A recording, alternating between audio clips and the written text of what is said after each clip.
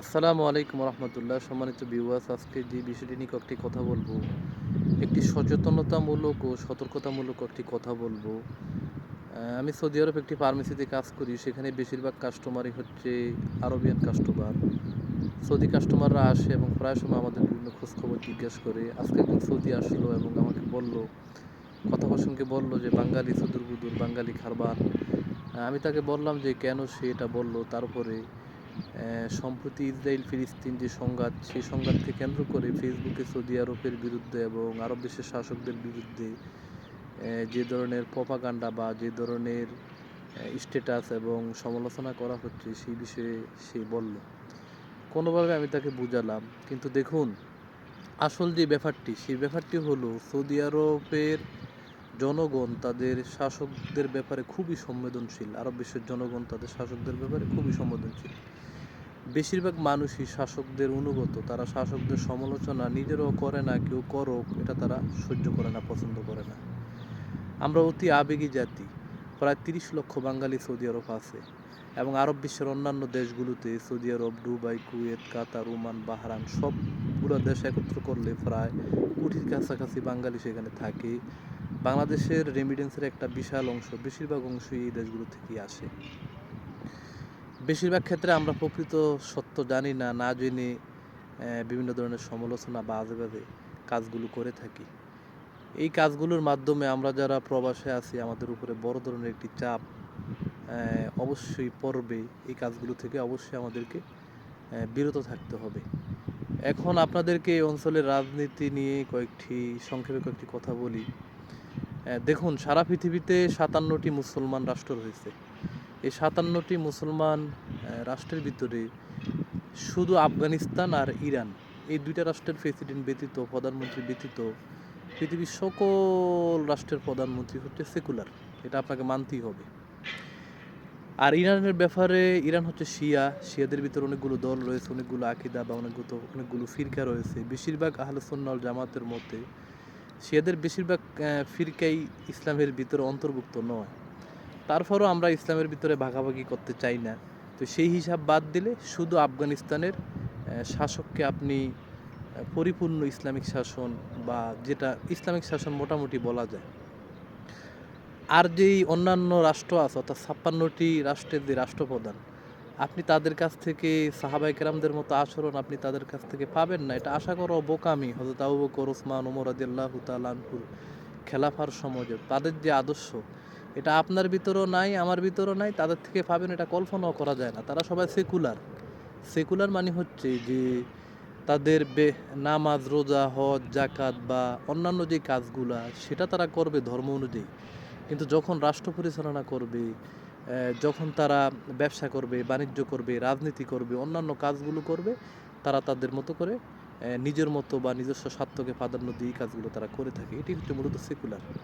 সরকার প্রধানও, যেমন বাংলাদেশের সরকারও সেকুলার। বাংলাদেশের আপনি যাই বলেন না কেন, যদি সেকুলার না হতো, এত মানুষ, এত দাড়ি টুপি, আজ পর্যন্ত কি কোনো আলেম ওলামাকে কি আমরা রাষ্ট্রপ্রধান করেছি, বা কোনো ইসলামিক দলকে আমরা কি ক্ষমতায় এনেছি? আনি না। তো বাংলাদেশের মানুষও, বেশিরভাগ মানুষও সেকুলার। সেকুলার মানে হচ্ছে আমি যখন নামাজ পড়ব, তখন আমি ইসলামিক রীতি রেওয়াজ অনুযায়ী নামাজ পড়ব। কিন্তু যখন বিবাহ শাদী করব, বিবাহ পড়াবো ইসলামিক রীতি রেওয়াজ অনুযায়ী। কিন্তু তার আগের পরের যত অনুষ্ঠান আছে সব ইসলাম বহির্ভূত কাজ দ্বারা করে থাকি, অর্থাৎ আমরা আমাদের মন মতো করে থাকি। তো সেই ক্ষেত্রে আপনি যে তাদের থেকে পরিপূর্ণ ইসলামিক যে বিহেভ, সেটা আপনি কখনোই তাদের থেকে আশা করতে পারেন না, সেটা সম্ভব না। এটি হচ্ছে মূলত সেকুলার দর্শন।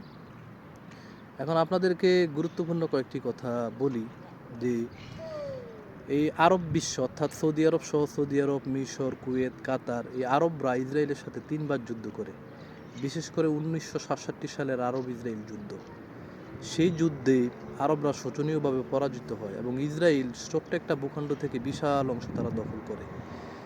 তারপরে আরব বিশ্ব সম্মিলিতভাবে পশ্চিমা জোটের বিরুদ্ধে, ইসরায়েল সহকারে ইউরোপ আমেরিকার বিরুদ্ধে তেল স্যাংশন আরোপ করে। কিন্তু তাদের কূটকৌশল, তাদের বাণিজ্যিক বা নিষেধাজ্ঞা বিভিন্ন কারণে তারা আর পেরে ওঠে না।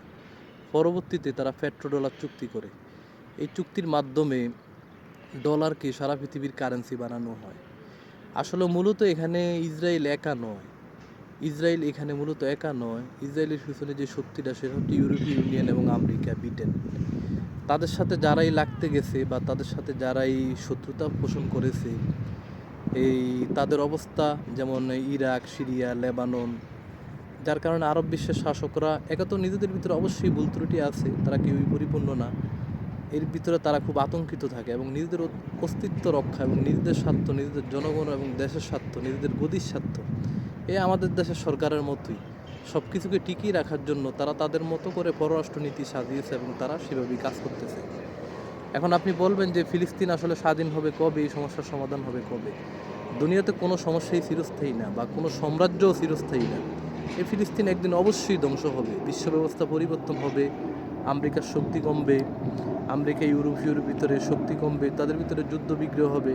একটা সময় দেখবেন আল্লাহ রব্বুল আলামিন ফিলিস্তিনকে স্বাধীন করে দিয়েছেন। আর আরব বিশ্বের অন্যান্য দেশগুলো এখানে ফিলিস্তিনিদেরকে তারা সাহায্য করে, প্রচুর সাহায্য করে। এখানে লক্ষ লক্ষ ফিলিস্তিনি উদ্বাস্তু হিসাবে সৌদি আরবে থাকে, তারা তাদের মতো করে টাকা পয়সা যে যে ব্যাপারে সাহায্য করে।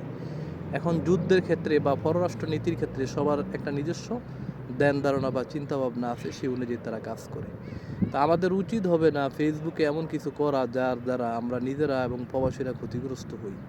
আমরা ফিলিস্তিনিদের জন্য দোয়া করব, সাহায্য সহযোগিতা আমরা আমাদের মতো করে করব, অন্যকে টেনে আনার কোনো প্রয়োজন নেই। আমরা রাজনৈতিকভাবে সচেতন হব, আমরা যাতে ফিলিস্তিনের মতো না হই, আমাদের উপরে যাতে সেই ধরনের বিপদ না আসে, সেজন্য আমরা কাজ করব। আমাদেরকে অবশ্যই সতর্ক হতে হবে, আবেগী হয়ে কোনো কাজ করা যাবে না। আসসালামু আলাইকুম রহমতুল্লাহ।